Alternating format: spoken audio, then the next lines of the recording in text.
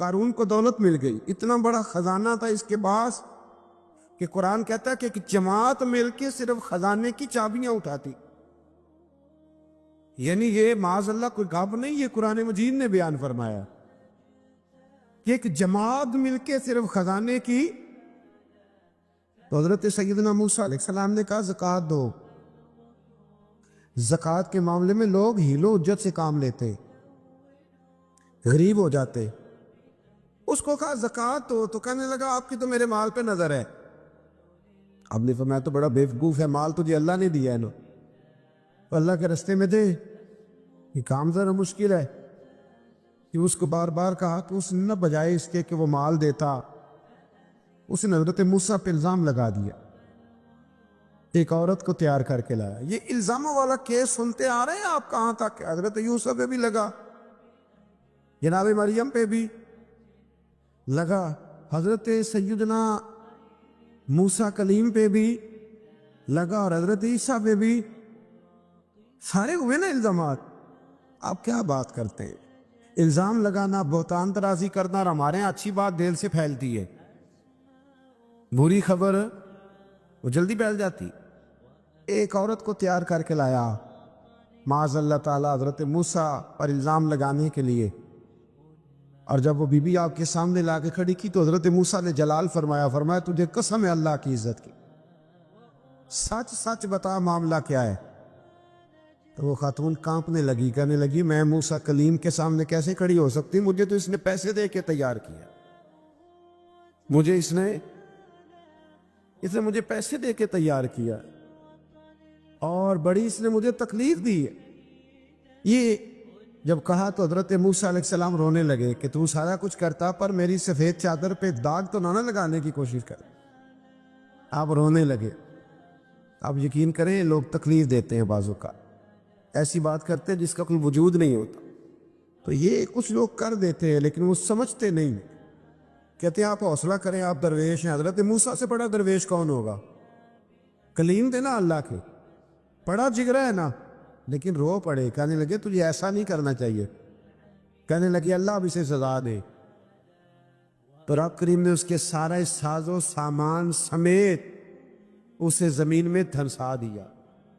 وہ زمین میں غرق ہو گیا اپنے خزانے سمیت. امام اعظم ابو حنیفہ رحمۃ اللہ تعالی علیہ کچھ لوگ حسد کرنے لگے تو ایک عورت ایک دفعہ آ گئی، کہنے لگی کوئی مسئلہ پوچھنا ہے. یہ بڑا کٹھن سا معاملہ ہوتا ہے، جو آدمی جو کام کر رہا ہوتا ہے وہی روپ دھار لیتے. مسئلہ کچھ نہیں، اندر آئی تو باہر سے شور ہو گیا. لوگ آ گئے، کوتوال کو بلا لیا، معاذ اللہ امام صاحب کے پاس بی بی ہے، جیل میں لے گئے، سویرے فیصلہ کریں گے.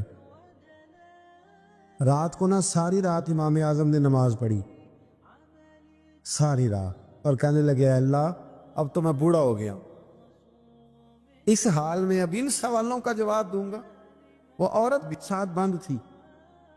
اس عمر میں ان سوالوں کے جواب یار بڑا مشکل ہوتا ہے. اللہ اکبر. اس عمر میں امام صاحب رو رہے تھے تو اس عورت کا دل نرم ہو گیا. امام صاحب سے کہنے لگی مجھے غلطی ہو گئی، میں نے پیسے کسی سے پکڑ لیے تھے. حضور آپ تو اللہ کے نیک بندے. امام صاحب کہنے لگے اب ایک نیکی کر، کوتوال سے کہہ کہ مجھے کوئی تکلیف ہے تو میں دوا کھا کے واپس آ جاؤں گا. تو وہ کوتوال تو پہلے ملا ہوا تھا، اس نے اس کو کہا کہ مجھے کوئی تکلیف ہے میں گھر جاتی ہوں، دوا کھا کے واپس. امام صاحب نے سمجھا دیا. وہ گئی تو جو برقع اس نے پہنا ہوا تھا نا نقاب ساری عورتیں، وہ جا کے اس نے امام صاحب کی بیوی کو دیا. امام صاحب نے اس کو سمجھا کے بھیجا تھا. وہ برقع گھر لے گئی اور جا کے زوجہ کو ساری بات سنائی. وہ دوائی کھانے گھر چلی گئی اور زوجہ برقع پہن کے تھانے آ گئی. سویرے قاضی کے سامنے بھیج ہوئے تو کہنے لگا جی آپ اتنے بزرگ ہو کے عالم ہو کے بیوی کے ساتھ اکیلے. فرمایا میری بیوی ہے تو میں نے اکیلے ہی ہونا تھا اس کے ساتھ، اور کس نے ہونا تھا؟ جناب آپ کی بیوی. فرمایا بلاؤ میرے سسر کو، اور بلاؤ محلے کی 10-12 عورتوں کو بھی دیکھ لے. انہوں نے دیکھا تو امام صاحب کی بیوی نکل آئی. وہ جتنے تھے نا الزام لگانے والے وہ اب غور سے دیکھ رہے تھے. تو ایک کہنے لگا امام صاحب سے یہ کیا ہوا؟ فرمایا قرآن ہے وَتُعِزُّ مَن تَشَاءُ وَتُذِلُّ مَن تَشَاءُ. یہ قرآن ہے. ہونا کیا تھا؟ رب نے اپنا وعدہ سچا کر کے دکھایا ہے. تو اس نے بھی الزام لگایا، پھر سزا یہ ملی کہ وہ ہمیشہ کے لیے زمین میں دھنستا۔ دولت کون دیتا ہے؟ اللہ دیتا ہے نا، تو اگر اللہ کہے تھوڑی سی واپس بھی کرو، بندیاں دے خرچے بات جاندے دے، تھوڑی سی واپس مانگ لے تو ہاتھ تنگ ہو جاتا ہے۔ کہ خاتون نے ایک دفعہ مجھے پیغام دیا تو میں بڑی اس کی بات سن کے مجھے عجیب لگا۔ وہ کہنے لگی کہ دوسری جگہ میری شادی ہوئی ہے، مجھے طلاق ہو گئی تھی، تو مجھے ایک تانا روز سننے کو ملتا ہے، تو اتنی اچھی ہوتی تو وہاں نہ رہ لیتی۔ تو بھئی یہ کوئی تانے والی بات ہے؟ کوئی ضروری ہے کہ بیوی غلط ہوتی ہے تو طلاق ہوتی ہے؟ اللہ کے محبوب علیہ السلام کی 2 صاحبزادیوں کو ابو لہب کے 2 بیٹوں نے طلاق بھیج دی تھی، کس کی غلطی تھی؟ تو آپ کیا کہہ سکتے ہیں یہاں کیوں طلاق؟ تو اتنی جلدی بات تھوڑی کر دیں گے آپ، تھوڑی احتیاط فرمائیں بولنے۔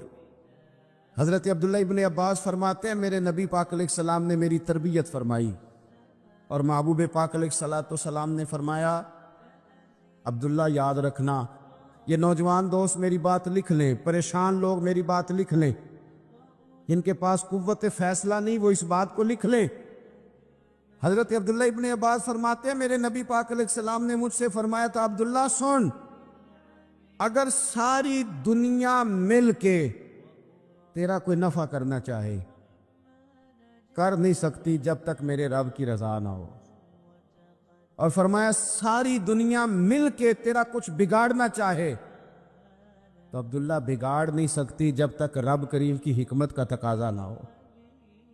لوگوں سے ڈرنا، لوگوں کی طرف دیکھنا، ماحول دیکھ کے اپنے راہ کا تعین کرنا، ہر بندے کے خیالات کے مطابق ڈھلنے کی کوشش کرنا، فلانا نہ ناراض ہو جائے، فلانا نہ ناراض ہو جائے، اور جس نے ہونا ہو جائے، بس رب رسول ناراض نہ ہو۔ اپنی زندگی میں اپنے مالک کو مولا جان کے، بل اللہ مولاکم، اللہ تمہارا مولا ہے، وَهُوَ خَيْرُ النَّاصِرِينَ، وہ بہترین مددگار ہے۔ توجہ جب بھی کریں رب کی جانب کریں، اپنے دل کا قبلہ درست رکھیں، سوچوں کے زاویے سیدھے رکھیں۔ میرے بھائی مالک جب بندوبست کر دے نا، جب مالک بندوبست کر دے پھر ایسا بندوبست کرتا ہے کہ لوگوں کے پاس نا چارہ نہیں رہتا۔ حضرت مریم رضی اللہ تعالی عنہا پاک باز تھی، مسجد میں رہی تھی، پر مالک کی حکمت کے تقاضے بڑے عجیب ہیں نا۔ پھر جناب مریم کو اللہ تعالیٰ نے بغیر شوہر کی اولاد عطا کر دی۔ یہ بات یہ ایسی تھی، کسی نے کہا تھا کہ مخلوق تو فنکار ہے اس درجہ کے پل بھر میں سنگے در کعبہ سے بھی اصنام تراشے، تم کون ہو کیا چیز ہے داغ کبابی، لوگوں نے تو مریم پہ بھی الزام تراشے۔ تو لوگوں نے کہا کدھر سے لے آئی بچہ، تیرا باپ تو ایسا نہیں تھا، کہاں سے لے آئی؟ اللہ کرے میں آپ کو سمجھا سکوں، ذرا اپنے آپ کو وہاں کھڑا کریں کہ ایک پاک باز عورت، پاک باپ کی بیٹی، طیب ماں کی بیٹی، اور اللہ کے گھر میں پرورش پانے والی خاتون، ایک وہ وقت اور ایک یہ وقت کہ اس عورت کو کٹہرے میں کھڑا کر کے پوچھا جا رہا ہے کہ معاذ اللہ تیری گود میں بچہ جائز نہیں ہے، کہاں سے لائی ہے؟ اب خود سے صفائیاں بندہ کتنی کو دے، کتنی کو وضاحتیں کرے۔ اور میں نے تو اپنی زندگی میں دیکھا ہے زیادہ وضاحت دینے والے کو بھی لوگ جھوٹا سمجھنے لگ جاتے ہیں، زیادہ وضاحت دینے پر بھی لوگ کمزوری کا اظہار سمجھتے ہیں کہ کمزور پڑ گئے۔ آپ صلح کی کوشش کرتے ہیں، سامنے والا بزدل سمجھ لیتا ہے، زیادہ وضاحتیں بھی کمزور کر دیتی ہیں۔ اب حضرت مریم کو کٹہرے میں کھڑا کر کے کہا بچہ کس کا ہے؟ تو پھر خدا بندوبست جب کرے، اللہ جب مددگار ہو، تو پھر حضرت مریم کی گواہی درختوں سے نہیں دلوائی، اس نے پتوں سے نہیں دلوائی، پھر فرشتے نہیں بھیجے۔ حضرت مریم کہنے لگی مجھ سے نہ پوچھو، وہ جو پنگوڑے میں ہے اسی سے پوچھ لو، ان سے پوچھو نا، وہ کون ہے پوچھ لو، ان سے کر لو سوال۔ انہوں نے کہا پنگوڑے میں چند دنوں کا بچہ یہ جواب دے گا؟ مددگار تھا رب، ان کی برات کا اعلان کرنا تھا مالک نے، اور جب مالک اعلان کر دے، جب مالک تیری صفائی دینا چاہے، جب مالک تجھے دنیا کے سامنے نکھارنا چاہے تو پنگوڑے میں لیٹے حضرت عیسیٰ بول کے کہنے لگے انی عبداللہ آتانی الکتاب، فرمایا میں اللہ کا بندہ ہوں، رب نے مجھے کتاب عطا کر کے نبی بنا کے دنیا میں بھیجا ہے، میں اللہ کا بندہ ہوں، کتاب لے کے آیا ہوں، نبی بن کے آیا ہوں۔ پھر پنگوڑے سے اعلان ہو گیا، پھر بچہ بول پڑا، اور یہ ایک دفعہ نہیں بات ہوئی۔ یہ بنی اسرائیل میں ایک جریج نام کے شخص بھی تھے جو نماز پڑھ رہے تھے، بعض نے لکھا ہے نفل نماز تھی، اماں نے پکارا تو آئے نہیں، تو ماں کے منہ سے نکل گیا تو اتنی دیر تک مرے گا نہیں جب تک کسی بے حیا عورت کا منہ نہ دیکھ لے۔ تو وہ عبادت گزار تھے، لیکن لوگوں نے ان کی عبادت، ریاضت، پرہیزگاری کو نہیں دیکھا، بس ایک عورت کو بھیج کے الزام لگوا دیا۔ وہ عورت آیا جایا کرتی تھی، اب آ جاتی ہیں عورتیں، مسئلہ پوچھنے کی نیت سے بھی آ جاتی ہیں۔ ماحول میں کچھ جگہ ایسی بھی ہیں جہاں عورتیں دم کرانے کے بہانے آ جاتی ہیں۔ وہ خاتون آتی جاتی تھی اس خانقاہ پہ، آستانے پہ، یہ بخاری میں موجود ہے، پھر اس نے کہا میری گود میں جو بچہ ہے یہ انہی کا ہے۔ مجھے بتائے کیسے بندہ وضاحت دے؟ حالات خراب ہو گئے، لوگ کٹیا جلانے لگے، ماحول اور طرح کا بن گیا۔ میرے نبی پاک علیہ الصلوۃ والسلام فرماتے ہیں پھر اس رب کے بندے نے کہا مالک تو کریم ہے، تیری مشیت کا تقاضا آیا جو میری ماں نے جملے بولے تھے، پر اب میں وضاحت دینے کے قابل نہیں رہا، اب تو ہی کرم کرے گا تو دروازہ کھلے گا۔ تو وہ چند دنوں کا بچہ پنگوڑے میں بول کے کہنے لگا میں اس درویش کا نہیں، میں تو فلانے چرواہے کا بچہ ہوں، وہ جو بکریاں چراتا ہے۔ رب کی مدد کو پکاریں، اپنے ساتھ اپنے مالک کی مدد کو شامل کریں، تھوڑے رزق پر بھی گزارا اچھا ہونے لگ جائے گا۔ سارے لوگ آپ کو گرانے کی تدبیریں کر رہے ہوں گے اور مالک آپ کو عزتیں عطا فرما دے گا، اس کی بارگاہ سے حکمت کا تقاضا اور ہو جائے گا۔ ہم نے ساری زندگی لوگوں کو راضی کرنے میں گزار دی، ساری زندگی بڑھاپا آ گیا بچوں کو پالتے، اور بچوں نے آخری عمر میں کہہ دیا ابا اگر کوئی ڈھب کا کام کر لیتے تو آج ہمارے دن بھی پھر نہ جاتے۔ ساری زندگی گزار دی بہن بھائیوں کو راضی کرنے میں، ساری زندگی گزار دی ذمہ داریاں اٹھانے میں، ان کو 99 دفعہ دیا، ایک دفعہ نہیں دیا تو انہوں نے کہہ دیا تو نے تو کبھی دیا ہی نہیں، تو تھا ہی نہیں۔ ساری زندگی محلے داروں، علاقے والوں کو راضی کرنے میں گزار دی۔ اور میں نے ایسے لوگ بھی دیکھے دین کے لیے وقت گزارا، لیکن جب بڑھاپے میں دانت کام نہ کرتے تھے تو وقت کے مفتیوں کو بھی مسجدوں کی کمیٹیوں نے کہہ دیا اب آپ کی سمجھ نہیں آتی، ہم نے خطیب کو یور رکھنا ہے، نہ دیکھو دنیا کی طرف، دنیا رلا دیتی ہے، نہ راضی کرو بندوں کو، بندے تھکا دیتے، نہ پیچھے بھاگو ہر وقت دنیا داروں کے، یہ انسان کو کمزور کر دیتے ہیں۔ وہ تو کریم ہی بڑا ہے، 2 آنسو زمین پر بعد میں گرتے ہیں، بندے کے گناہ سارے پہلے معاف فرما دیتا ہے۔ اللہ کی مدد کا حصول، اپنے مالک کی مدد کی طرف بڑھنا، آپ کو بدر کی جنگ بھی یہی درس دے گی، آپ کو احد کا میدان بھی یہی سبق دے گا، فتح مکہ بھی یہی سبق دے گا۔ میرے دوستو، جب رب مدد فرمائے، جب اللہ مددگار بنے، دوستوں سے ایک بات اکثر کرتا ہوں، میں کہتا ہوں کہ جتنے درد سے آپ امیر کو اپنی کہانی سناتے ہیں نا، اور جس طرح آپ کے آنسو بات کرنے سے پہلے گر جاتے ہیں کہ غریب ہیں، بچیاں ہیں، کاروبار نہیں، او میرے سنگیو، اس سے آدھے آنسو اپنے رب کی بارگاہ میں بکھیرو، اس کے حضور عرض گزار ہو جاؤ، اس سے طلب کرو۔ ایک وقت انسان پر زندگی میں ایسا آتا ہے کہ اسے یوں محسوس ہوتا ہے کہ میرا سایہ بھی ذرا سا پیچھے ہٹ گیا ہے، اسے یوں لگتا ہے کہ میں کسی سہارے پہ ہاتھ ڈالتا ہوں تو وہ بھاگ جاتا ہے مجھ سے، لیکن مالک کی بارگاہ ایسی عظیم بارگاہ ہے، رب رسول کے آستانے اتنے بڑے ہیں کہ آپ جب وہاں کشکول طلب دراز کرتے ہیں تو جھولی پھیلانے میں دیر لگتی ہے، ان کو بھرنے میں تو کوئی دیر نہیں لگتی۔ ہم نے اپنا سوچ کا قبلہ ہی دنیا کو بنا لیا ہے۔ یہ جو اللہ والوں کی مدد ہے، یہ تو ہے نہیں اللہ ہی کی مدد ہے، لیکن یہ جو سیٹھوں کی طرف توجہ کرنا، نوابوں کی طرف توجہ کرنا، دنیا داروں کی طرف توجہ کرنا اور اپنا مزاج اس طرح کا بنا لینا، یارو گردن کو جھکا دیتا ہے خیرات کا پتھر، جہاں میں مانگنے والوں کے سر کبھی اونچے نہیں ہوتے۔ اور اقبال کہتے ہیں غیرت ہے بڑی چیز جہان تگ و دو میں، پہناتی ہے یہ فقر کو تاج سردارا۔ میں عرض کروں گا کہ اپنی آپ جب توجہ کا قبلہ اللہ رسول کو بنائیں گے تو رب فرماتے ہیں وَيَرْزُقْهُ مِنْ حَيْثُ لَا يَحْتَسِبُ، میں نہ تجھے وہاں سے رزق دوں گا جہاں سے کبھی تیرا گمان بھی نہیں گیا ہوگا، یہاں سے بھی مل سکتا ہے، تو نے سوچا بھی نہیں ہوگا۔ بخاری شریف میں حدیث ہے، حضرت جابر ابن عبداللہ فرماتے ہیں نبی پاک صلی اللہ علیہ وسلم نے 300 لوگوں کا ایک لشکر روانہ کیا کسی مہم کے لیے، کسی جہاد کے لیے۔ حضرت ابو عبیدہ بن جراح رضی اللہ تعالیٰ عنہ امیر لشکر تھے۔ فرماتے غربت اتنی زیادہ تھی، بھوک اتنی زیادہ تھی کہ ایک ایک کھجور دن میں ایک وقت کھانے کو ملتی تھی، اور کچھ دن ایسے آئے کہ اب کھجور بھی نہیں مل رہی۔ فرماتے اتنی زیادہ بھوک لگی مجاہدین کو 300 بندہ پتے کھا کے گزارا ہونے لگے۔ یہ بخاری میں موجود ہے۔ آپ فرماتے کہ دریا کے کنارے ہمارا پڑاؤ تھا، ٹھہراؤ تھا، جب بھوک سے نڈھال ہو گئے نا وَيَرْزُقْهُ مِنْ حَيْثُ لَا يَحْتَسِبُ، اللہ وہاں سے روزی دیتا ہے، گمان بھی نہیں ہوتا۔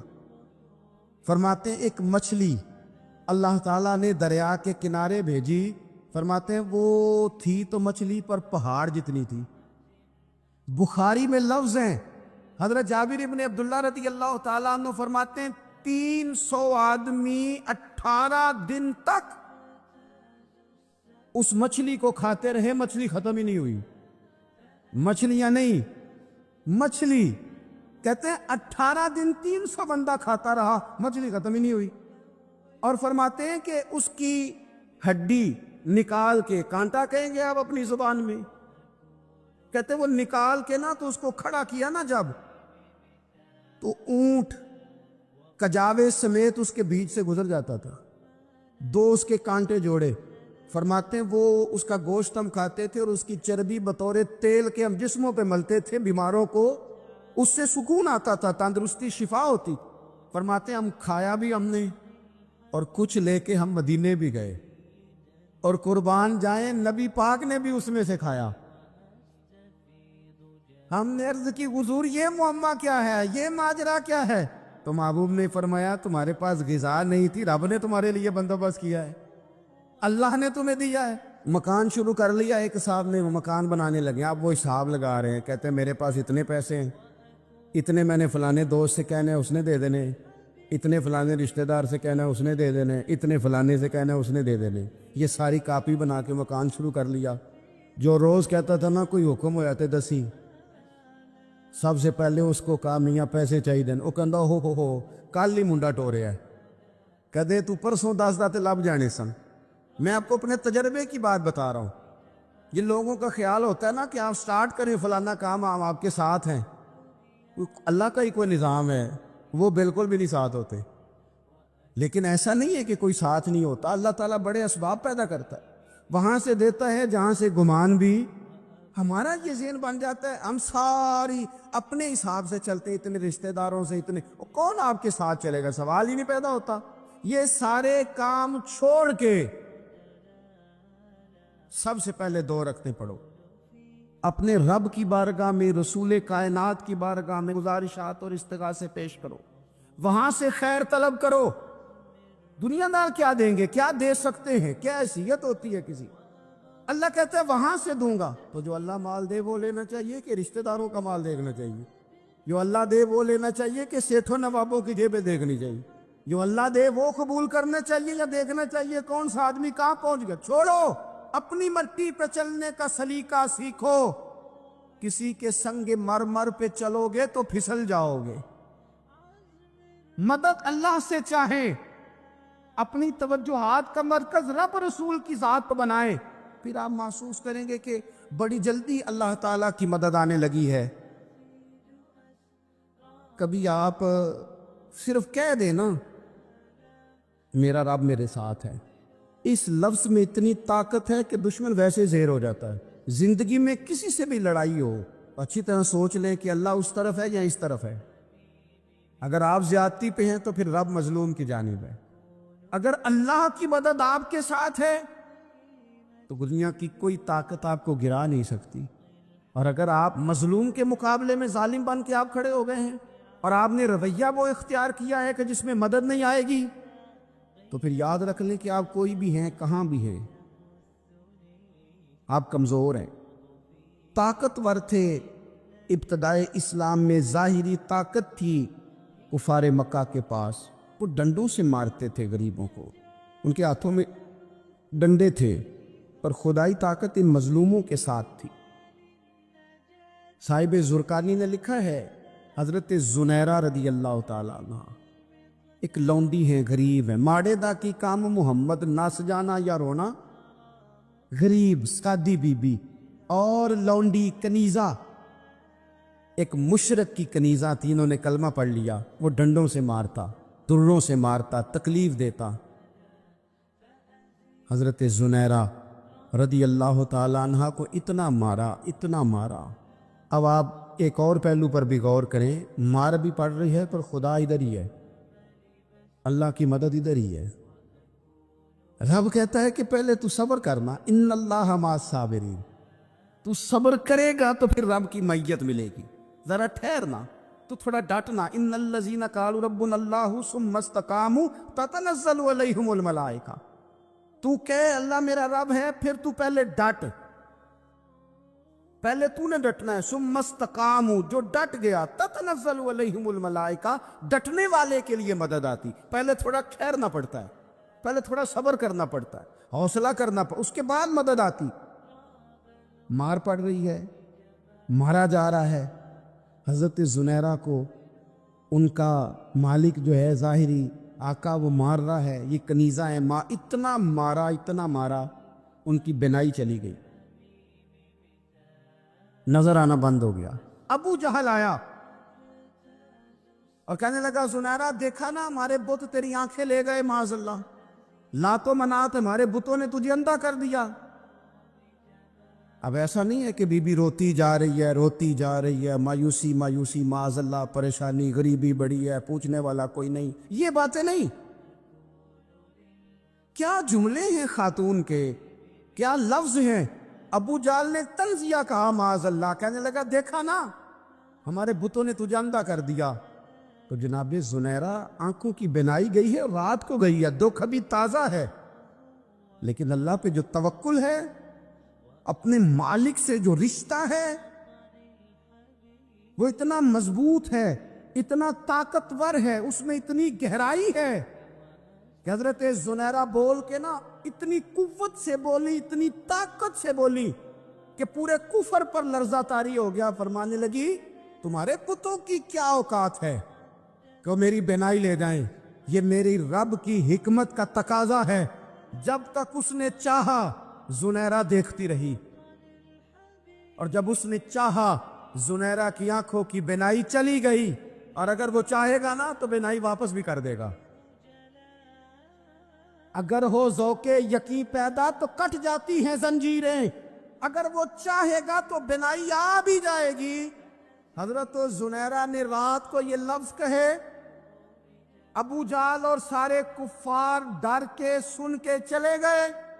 آپ اطمینان سے آ کے بستر پہ سوئی. جب سویرے اٹھی تو اللہ نے آنکھوں کی روشنی واپس کر دی تھی. آنکھوں کی اب چھڑی پکڑی ہے, بازاروں میں گھومتی ہے, کہتی ہیں بلاؤ کدھر ہے تمہارے لات و منات, دیکھو میرے رب نے روشنی واپس کر دی. آ کر میرے ساتھ ادھر آ, ستم کر ہنر آزمائے, تو تیر آزما ہم جگر آزمائے. بیمار لوگوں یاد رکھو, کہہ دیا ڈاکٹر نے کہ تو بڑا بیمار ہے, تو بڑا کمزور ہے, یہ ہو گیا وہ ہو گیا, تو ڈاکٹر اپنے علم کے مطابق بات کر رہا ہے. ہوگا تو وہ جو میرا رب چاہے گا. کمزور ہو جانا, پریشان ہو جانا, تکلیف میں آ جانا, پتہ نہیں بات ہو گئی ہے تو جانے کیا ہو جائے گا. اپنی زندگی کے اندر اپنے رب سے رشتہ مضبوط کرے, رسول کائنات سے رشتہ مضبوط کرے, اللہ والوں سے رشتہ مضبوط کرے. حضرت زنیرہ نے پیغام دیا کہ زندگی میں جو جینا چاہتے ہیں تو وہ رب کا نام لے کے جی سکتے ہیں. جو اپنی زندگی میں خوشیاں دیکھنا چاہتے ہیں تو رسول اللہ کے نام پر خوشیاں دیکھی جا سکتی ہیں. توکل کی بنیاد پر بندہ خوشیاں لے سکتا ہے. اور اگر انسان میں توکل نہیں ہے تو پھر وہ اس کالے جادو سے بھی ڈر رہا ہے, وہ نیلے سے بھی ڈر رہا ہے, وہ پیلے سے بھی ڈر رہا ہے, وہ فلانے سے بھی ڈر رہا ہے, وہ میرے خلاف فلانا رشتہ دار سازش کر رہا ہے تو ڈر رہا ہے, فلانا میرے بارے میں یہ کر رہا ہے تو ڈر رہا ہے, وہ پتہ نہیں دنیا ادھر ہو جائے گی تو کیا ہو جائے گا. اٹھ باندھ کمر کیوں ڈرتا ہے, پھر دیکھ خدا کیا کرتا ہے. تو اس ساری گفتگو کا نچوڑ آپ کو یہ عرض کیا ہے. سب سے پہلے تو یہ کہ میدانوں میں مدد بھی اللہ کی, رزق میں مدد بھی اللہ کی, فصلیں خشک ہوں تو مدد پھر بھی اللہ کرے تو پھر ساری مدد, اور اگر انسان بیمار ہو تو پھر بھی مدد اللہ کی. تو اپنے اللہ کی جانب توجہ کو بڑھائیں, آپ اللہ سے مدد کے سوالی بنیں. ترمذی کی ایک حدیث ہے, میں آپ کو زندگی کا تجربہ بتاتا ہوں کہ جب میں بڑا پریشان ہوتا ہوں تو یہ والی روایت کھول لیتا ہوں, مزہ دیتی ہے. میرے نبی پاک علیہ السلام نے فرمایا اپنے دکھ سیٹھوں نوابوں کو نہ کہنا, مالداروں کا نہ کہنا, ورنہ اللہ تمہیں کبھی غنی نہیں کرے گا. فرمایا اپنے دکھ اپنے رب کی بارگاہ میں عرض کرنا, جلدی کرے یا دیر سے کرے اللہ تمہیں لوگوں سے بے نیاز کر دے گا, اللہ تمہیں غنی کر دے گا. رات کو بیٹھو نہ اس کی بارگاہ میں. امام غزالی سے کسی نے پوچھا تھا, امام غزالی سے, کہ حضور اللہ کا بندے سے راضی ہونا کمال ہے یا بندے کا اللہ سے راضی ہونا کمال ہے؟ تو امام غزالی مسکرائے, فرمانے لگے رب تو بڑا ہی مہربان ہے, وہ تو بڑی جلدی راضی ہو جاتا ہے. وہ تو مسجد میں آ کے توبہ کرے تو اللہ راضی, کسی یتیم کے سر پہ ہاتھ پھیرو تو اللہ راضی, وہ تو کسی اندھے کو رستہ دکھایا تو اللہ راضی ہو گیا, وہ تو طوائف نے کتے کو پانی پلایا تو اللہ. امام صاحب فرمانے لگے یہ بندہ ہے جو اللہ سے راضی نہیں ہوتا. جس کے پاس اولاد نہیں وہ کہتا ہے چلو ایک بیٹی مل جائے تو میں راضی ہوں, بیٹی مل گئی تو کہتا اب ایک بیٹا بھی ملے تو پھر راضی ہوں, پھر کہتا ہے یہ دونوں اچھی تعلیم حاصل کر لے تو پھر میں راضی ہوں, پھر کہتا ہے یہ بہت زیادہ پیسے کمائے تو پھر میں راضی ہوں. بہرحال راضی ہوتا, لیکن جو راضی ہو جاتا ہے نا, اللہ اکبر, جو اللہ سے راضی سکھ ہی بڑا رہتا ہے, سکون میں بڑا رہتا ہے, مطمئن بڑا رہتا ہے. جو سمجھ لیتا ہے نا کہ جو میرے رب نے بہتر سمجھا وہ میرے اللہ نے مجھے. میں کبھی کبھی سوچتا ہوں کہ یار حضرت بلال حبشی نے کوئی عہدہ نہیں مانگا ساری زندگی,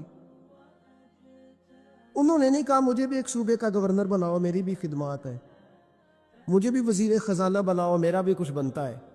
ایک دفعہ نہیں کہا سیدنا بلال حبشی رضی اللہ تعالیٰ عنہ نے کہ میری بھی کوئی ڈیوٹی ایسی ہونی چاہیے کہ مجھے چلو سپہ سالار ہی بنا دیا جائے.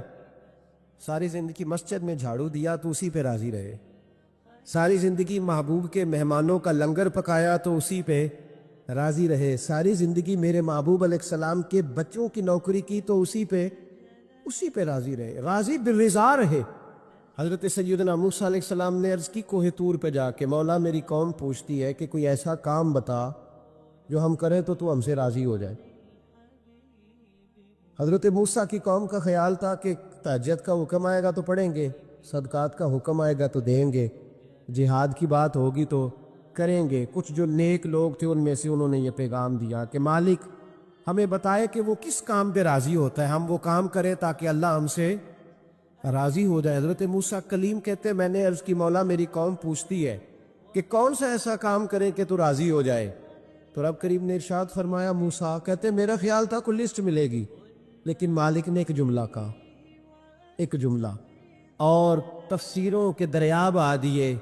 عرش کے مالک نے فرمایا موسیٰ ان سے کہو جا کے کہ وہ مجھ سے راضی ہو جائے, میں ان سے راضی ہو جاؤں گا, مجھ سے راضی ہو جائے. بندے اللہ سے راضی ہی نہیں راضی ہوتے, اللہ کی رضا پہ راضی رہیں, مالک کے فیصلوں میں اپنے دل میں کوئی بوجھ محسوس نہ کریں, اپنی زندگی اللہ کے فیصلوں. دیکھیں نا, جو ماں باپ اللہ نے بڑے اچھے سمجھے وہ ہمارے لیے پسند کی, وہ اللہ نے ہمارے لیے جو اس نے ہمارے حق میں بڑے, جو بہن بھائی اللہ کرے آپ کو سمجھ آئے, جو بہن بھائی اس نے ہمارے حق میں بڑے اچھے سمجھے وہی بہن بھائی اس نے ہمیں عطا کیے. جس بیوی کو اس نے ہمارے گھر کے گلشن میں بہتر سمجھا اس کو لا کے اس نے ہمارے آنگن میں بٹھایا, اور جو اولاد اس نے ہمارے لیے باعث افتخار سمجھی وہ اولاد اس نے ہمیں عطا فرمائی۔ حضرت نوح علیہ السلام کا بیٹا کافر ہو گیا، پر کسی جگہ انہوں نے شکوہ نہیں کیا کہ مالک یہ کافر کیوں ہوا۔